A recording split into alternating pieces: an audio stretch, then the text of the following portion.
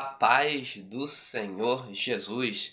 Sejam muito bem-vindos ao canal Conceitos Teológicos, Rafael Cardoso 3450, onde hoje, mais uma vez, temos a nobre missão de abordarmos este assunto tão grandioso, tão lindo, que é falar sobre família.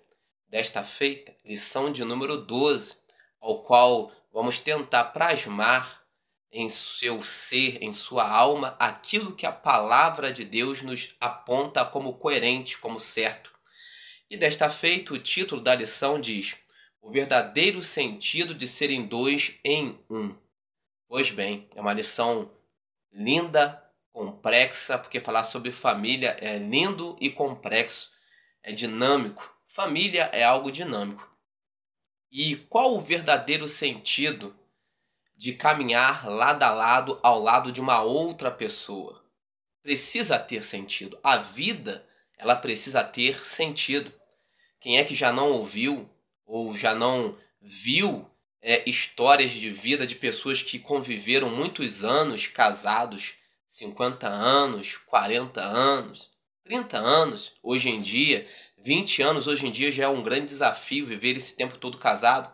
Mas vamos falar sobre aqueles casais, mais antigos, que viviam 50 anos de casados, 50 e poucos anos, 60 anos. E quando um dos lados falecia, partia para o Senhor, aquele que ficava sentia uma falta tão grande, tão profunda, tão imensa, um vazio tão grande em sua alma, em sua vida, que por vezes não demorava muito tempo, às vezes uma semana, um mês, questão de meses, o outro lado que ficara também partia e ia embora. O que significa isso? Saudade. Sentir a saudade era tão grande, a saudade era tão intensa que por vezes o outro lado não suportava e logo após também vai embora junto, porque não aguenta. Por quê? Por que disto? Uma ligação de entrega de corpo, de alma e de espírito tão profunda que por vezes conviver sem o outro lado, sem outra parte, significa não viver mais, significa abdicar de viver, e por vezes não consegue se viver sem o outro lado. E diante disto, diante deste exemplo, de exemplos que nós temos de pessoas que viveram situações assim e nós temos conhecimento, a pergunta que não pode calar, que não quer calar: como vai o seu casamento? Ele é total, corpo, alma e espírito, numa unidade completa, ou ele é parcial? Você se dá parcialmente. Se o outro lado deixar de existir na sua vida, você vai sentir falta? Se o outro lado deixar de existir na sua vida, vai lhe faltar alguma coisa ou você vive muito bem? Pois bem, este é o desafio desta lição de número 12, ao qual o texto áureo, para não ficarmos em nossas palavras, diz lá em Gênesis 2:24: portanto, deixará o varão seu pai e a sua mãe, e apegar-se-á à sua mulher, e serão ambos uma carne. Gênesis 2:24, conforme já disséramos. Bem como o texto de referência ou leitura em Crasso está baseado lá no livro de Mateus, capítulo 19, versos 5 e 6, bem como 1 Coríntios, capítulo 7, verso 5, ao qual leremos a seguir. Versículo 5, e disse: portanto deixará um homem pai e mãe, e se unirá à sua mulher, e serão dois numa só carne? Assim, não mais dois, mas uma só carne. Portanto, o que Deus ajuntou não separe o homem. 1 Coríntios, capítulo 7, verso 5. Não vos defraudeis um ao outro, senão por consentimento mútuo, por algum tempo, para vos aplicares à oração. E depois ajuntai-vos outra vez, para que Satanás vos não tente pela vossa incontinência. Pois bem, este quem vos fala, para quem não nos conhece, eu sou o presbítero Rafael Cardoso, da Assembleia de Deus, do Ministério de Madureira, localizado em Itaipava, mais propriamente dito no bairro do Gentil, número 100. Se você tem gostado ou gostar do nosso conteúdo, peço para que deixe o seu like, se inscreva em nosso canal e nos ajude a plasmar, a modelar corações com a palavra de Deus. Pois bem, o grande desafio hoje odierno é manter a unidade. Em que sentido? Hoje nós temos muitas pessoas que se unem em um casamento. Hoje em dia temos até aí a união estável, uma série de outras situações. Alguém diz que, que se ajuntar aí com fé, casado, está. As pessoas hoje se unem, mas por vezes não são uma unidade. Por quê? Porque unidade e união são conceitos diferentes. E qual a diferença entre unidade e união? Vamos à diferença. União, segundo o dicionário, é efeito de unir. É um agrupamento, é uma ligação.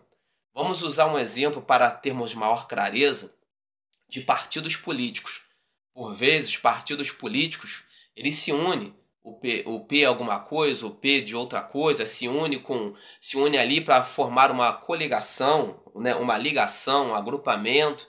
Mas por vezes eles estão apenas unidos ali naquele momento, mas as ideologias são completamente diferentes. Logo, quando vem o primeiro embate, quando vem a primeira grande discussão, por vezes eles se separam, porque apenas estão unidos por simplesmente num agrupamento, numa ligação, mas não tem a mesma ideologia, a mesma forma de pensar, a mesma coerência em agir. Isto é uma união.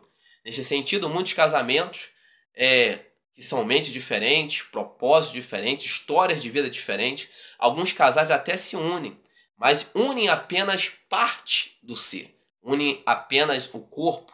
Às vezes alguém está com alguém porque o corpo de alguém é muito atraente. Às vezes estar com alguém porque gosta de uma determinada parte da personalidade, uma qualidade da pessoa, em detrimento a outras coisas. Isto é união. Já partindo para o lado da unidade, a coisa já é um pouco mais complexa, mais linda, mais bonita, mais elevada. Unidade significa uniformidade, coerência, característica do que forma um todo. O que significa unidade, né? Trazendo um exemplo mais palpável, mais plausível. Unidade, nós podemos imaginar ali uma orquestra, ao qual nós temos o sax, nós temos ali o trompete, nós temos ali outros tipos de instrumentos, aos quais vão se unir e vão numa harmonia nos levar a uma melodia, porque estão ali seguindo uma partitura, uma união, um propósito unido. Então nós entendemos que uniformidade é por vezes ser diferente, mas entrar em harmonia para fazer uma melodia acontecer, uma partitura, ler a partitura e seguir esta melodia. Nesse sentido, a palavra de Deus é a partitura, ao qual nós temos cabeças diferentes, mentes diferentes que se unem para fazerem um só propósito, terem um só pensamento. Por quê? Porque por vezes, né, o corpo já não vai ser mais o mesmo. Você que tem 10, 15, 20, 30, 40, 50 anos de casado, vai perceber que do outro lado, o corpo do seu cônjuge já não é mais o mesmo. Mas as emoções, por vezes, já não são mais as mesmas. Os sentimentos, por vezes, já não são mais os mesmos. Mas se há unidade, nós entendemos que as coisas tendem a funcionar. Quando há apenas uma união de corpos, as coisas tendem a dar errado com o passar do tempo, porque ela vai engordar, ele vai engordar. Algumas coisas vão murchar, vão cair, né? E se há apenas uma união de corpos, né, apenas uma união, dificilmente esse casamento vai para frente.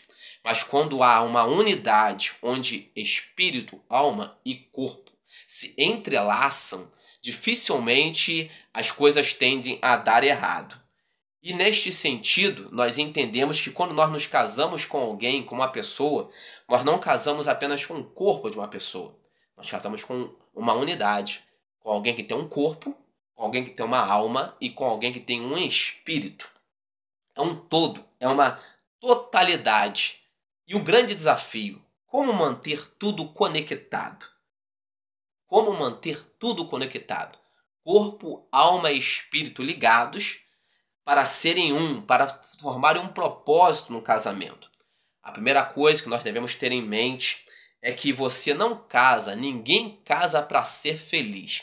Quando alguém entra num casamento dizendo eu vou me casar porque eu quero ser feliz, ele já entra com a perspectiva errada para dentro de um casamento.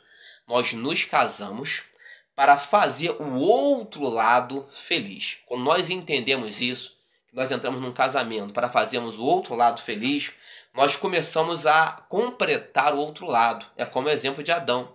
Deus percebera que Adão estava se sentindo, de certa forma, meio jururu ali no jardim do Éden. Deus percebera que Adão precisava de um comprimento. Os animais, tinham o seu comprimento. Adão não tinha um comprimento para ele. Para tanto, Deus criara Eva, que foi o comprimento na vida de Adão. Onde faltava algo em Adão, Eva completava. Onde faltava algo em Eva, Adão iria completar. E nesse sentido, um casamento, de certa forma, é também esse comprimento, onde você não é completo sozinho, onde você precisa de um comprimento. Alguém pode dizer, eu vivo muito bem sozinho, e pode viver muito bem sozinho, mas sempre vai faltar alguma coisa. Há coisas que você só vai experimentar depois de casado.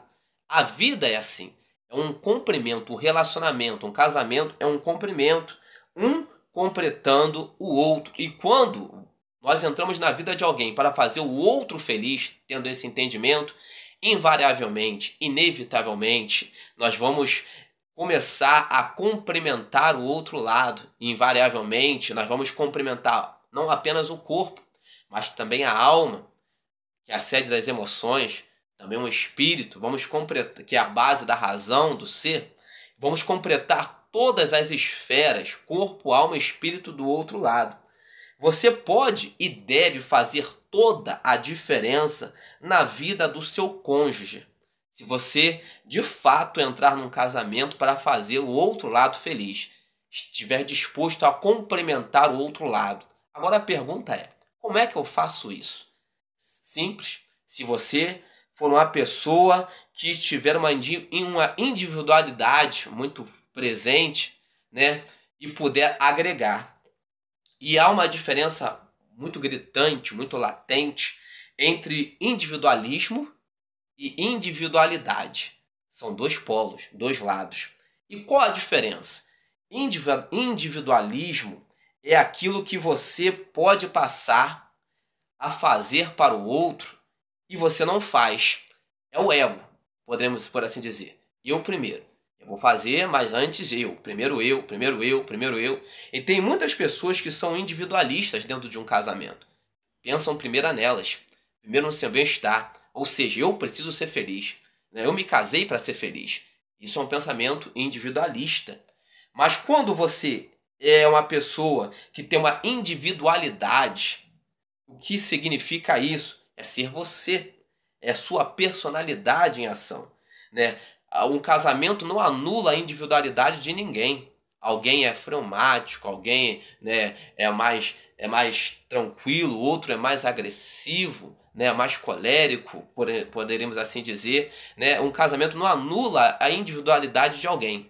Mas quando nós usamos essa individualidade para sermos o que somos, para agregar na vida de alguém, ou seja, complementar na vida de alguém, é impossível não dar certo. Você tem agregado valores na vida do outro, porque por vezes nós esperamos o outro fazer. Isso é individualismo. Esperamos o outro fazer. Mas quando nós usamos a nossa individualidade, eu vou fazer primeiro. Eu vou usar a minha personalidade, vou tomar a frente. Ele não fez, ela não fez, mas eu vou fazer. Nós usamos a nossa individualidade para complementar, para agregar. Nós começamos a complementar o que falta no outro. Talvez emoções, talvez sentimentos, talvez uma série de outras coisas que tem faltado, nós podemos complementar com a nossa individualidade. Você é importante na vida de alguém do jeito que você é, desde que você saiba usar o que você tem de qualidade para agregar na vida do outro. Casamento é isso. É um todo. Vem as qualidades e vem os defeitos. Tudo vem junto. Mas nós devemos saber usar o que é bom, o que é útil, né? Como diz a palavra, reter o que é bom. Precisamos reter o que é bom, aquilo que temos de melhor para agregar na vida de alguém. O seu casamento tem sido total ou parcial? Você tem ajudado o seu outro lado a ser complementado com aquilo que está em você, na sua individualidade de bom? Que o Senhor te ajude, que o Senhor nos ajude a termos um casamento que tenha sentido. Um casamento só tem sentido quando os dois se tornam um. Esta é a matemática de Deus. Na terra, 1 mais 1 forma outro, forma 2. Diante de Deus, 1 mais 1 precisa se amalgamar e formar um só, se tornar uma unidade. Você tem sido uma unidade com o seu parceiro, com o seu cônjuge, com o seu companheiro ou com a sua companheira, com o seu marido ou com a sua esposa? Se não, que Deus lhe ajude, que Deus nos ajude a complementarmos o corpo, a alma, o espírito, a nos preocuparmos com o nosso cônjuge, com as necessidades dele ou com as necessidades dela, complementando com aquilo que temos em nós. Casamento é um complemento, é uma unidade. E que Deus nos ajude a sermos um, como Cristo e a igreja são um.